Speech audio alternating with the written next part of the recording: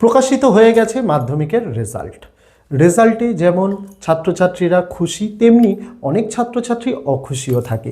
তার জন্যই তো বোর্ড সুযোগ দেয় নম্বর বাড়ানোর, বা তোমার যদি মনে হয় বোর্ডের ঘরে বা পরীক্ষায় তুমি যে নম্বরটা পেয়েছো তার থেকে বেশি নম্বর তোমার পাওয়ার কথা এবং তুমি এক প্রকার আত্মবিশ্বাসী যে তোমার নম্বর বাড়বেই, তাহলে বোর্ড সুযোগ দিচ্ছে তোমাকে নম্বর বাড়ানোর জন্য, যার দুটো পদ্ধতি রয়েছে। একটা পিপিআর মানে পোস্ট পাবলিকেশন রিভিউ, আর একটা হচ্ছে পিপিএস পোস্ট পাবলিকেশন স্ক্রুটিনি। আজ এই দুটো পদ্ধতি আলোচনা করব। দুটো পদ্ধতিতেই তুমি একসঙ্গে কিন্তু অ্যাপ্লাই করতে পারবে না।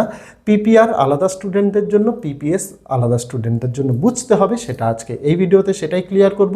ভিডিওটা সম্পূর্ণ দেখার অনুরোধ রইল। আগামীকাল থেকেই তোমাদের জন্য ক্লাস 11-এর প্রথম সেমিস্টারের সকল বিষয়ের নোটস আমরা ভিডিও মারফত উত্তর সহ পিডিএফ নিয়ে আসবো। তাই ইউটিউব থেকে ভিডিও দেখে থাকলে চ্যানেলটিকে সাবস্ক্রাইব করার অনুরোধ রইল, ফেসবুক থেকে দেখে থাকলে পেজটিকে ফলো করার অনুরোধ রইল।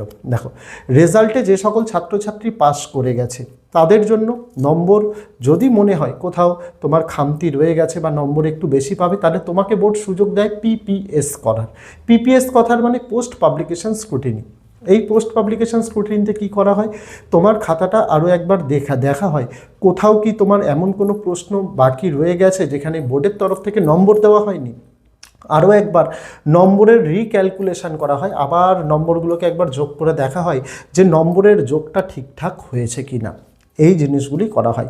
পিপিএসে কিন্তু খুঁটিয়ে আবার খাতা চেক করা হয় না, শুধুমাত্র এই দুটো জিনিস চেক করা হয় যে কোনো কোশ্চেনে এমন কি হয়েছে যেখানে বোর্ড নম্বর দিতে তোমায় ভুলে গেছে, এইটা চেক করা হয়। আর নম্বর যেগুলো তুমি পেয়েছো সেগুলোর একবার টোটাল যোগ করা হয় সেই বিষয়ে। এই পদ্ধতিটা পোস্ট পাবলিকেশন স্ক্রুটিনি বা পিপিএসের দ্বারা করা হয়, আর সেটা শুধুমাত্র সাকসেসফুল ক্যান্ডিডেটস অর্থাৎ যে সকল ছাত্রছাত্রীরা পাস করে গেছে তারা এর জন্য আবেদন করতে পারে। আবেদনের জন্য বোর্ড প্রত্যেক বিষয়ে 80 টাকা করে চার্জ করে, অর্থাৎ তুমি যে কয়েকটি বিষয় চাইলে 7টি বিষয়েও করতে পারো, যে কয়েকটি বিষয় ইচ্ছা হলে করতে পারো। প্রত্যেকটি বিষয়েই তোমাকে 80 টাকা করে দিতে হবে, 80 টাকা করে দিতে হবে। আর এই আবেদন কিভাবে করবে আমি তোমাকে বলছি। আগে পিপিআরেরটা বলে দিই। পিপিআর মানে পোস্ট পাবলিকেশন রিভিউ। এটা শুধুমাত্র সেই সকল ছাত্রছাত্রীদের জন্য করতে দেওয়া হয় যারা পরীক্ষায় ফেল করেছে বা আনসাকসেসফুল হয়েছে, তারা এই পিপিআর বিষয়ে আবেদন করতে পারে। এই পিপিআরে কি করা হয়, খাতাটাকে প্রথম থেকে শেষ পর্যন্ত আরও একবার রিচেক করা হয়। এর আগে পিপিএসের যে দুটো পদ্ধতি বললাম, যে কোনো প্রশ্নে নম্বর বাদ চলে গেছে বা দেওয়া হয়নি, এটা তো চেক করাই হয়। নম্বরের যোগগুলো আর একবার করা হয়, তার পাশাপাশি খাতাটাকে আরও একবার চেক করে দেখা হয় যে কোনো জায়গায় নম্বর বাড়ানোর যদি সুযোগ থাকে, যদি মনে হয় যে একটা 5 নম্বরের প্রশ্ন তাকে 2 দেওয়া হয়েছে, যদি দেখা হয় যে এখানে নম্বর বাড়ানো যেতে পারে, তাকে নম্বর বাড়িয়ে দেওয়া হয়। এইটা হয় পিপিআরের মাধ্যমে। তবে এই পদ্ধতিটা শুধুমাত্র যে সকল ছাত্র বা ছাত্রী ফেল করেছে তাদের জন্য। পিপিআরের জন্য প্রত্যেক বিষয়ে 100 টাকা করে নেওয়া হয়, অর্থাৎ যে কয়েকটি বিষয় তুমি করবে তার জন্য 100 টাকা করে তোমাকে দিতে হবে।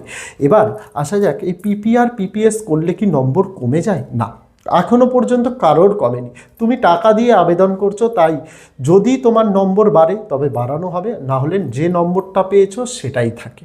এটাই কথা, নম্বর কমে না।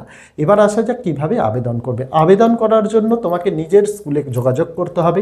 যে স্কুল থেকে তুমি মাধ্যমিক পরীক্ষা দিয়েছিলে ওই স্কুলের প্রধান শিক্ষক বা শিক্ষিকাকে গিয়ে একটা সাদা কাগজে নিজের নাম, রোল নাম্বার, রেজিস্ট্রেশন নম্বর লিখতে হবে।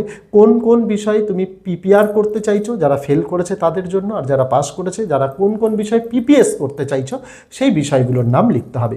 তারপরে তোমাকে টাকা দিতে হবে যে কয়েকটি বিষয়ের জন্য পিপিআর পিপিএস করছো। পাশাপাশি যে কয়েকটি বিষয়, এই টাকাটার পাশাপাশিও স্কুলকে অতিরিক্ত প্রত্যেকটা বিষয়ের জন্য 2 টাকা করে দিতে হয়। তুমি যদি 3টে বিষয় করো তাহলে আরও অতিরিক্ত 6 টাকা দিতে হবে, কারণ স্কুল কি করে, এই ডকুমেন্টসগুলোকে স্ক্যান করে বোর্ডের ওয়েবসাইটে তোমাদের হয়ে আবেদন করে। এটা স্কুলের একটা চার্জ দেওয়া হয়। এইভাবে যদি কেউ কোনো ছাত্র বা ছাত্রী মনে করে, তারা পিপিআর পিপিএসে আবেদন করতে পারবে। এই পিপিআর পিপিএসে আবেদন 15 দিন চলে। 15 দিনের মধ্যে তোমরা আবেদন করতে পারো। তার রেজাল্ট কিন্তু 1 মাসের মধ্যে বেরিয়ে যায়, অর্থাৎ 15 দিন যেদিন এই পিপিআর পিপিএসের আবেদন শেষ হবে তার আগামী 1 মাস বা 30 দিনের মধ্যে এই রেজাল্ট প্রকাশ করে দেওয়া হয়। আর যদি নম্বর বাড়ে তোমাদেরকে নতুন মডিফাইড মার্কশিটও কিন্তু দেওয়া হয়।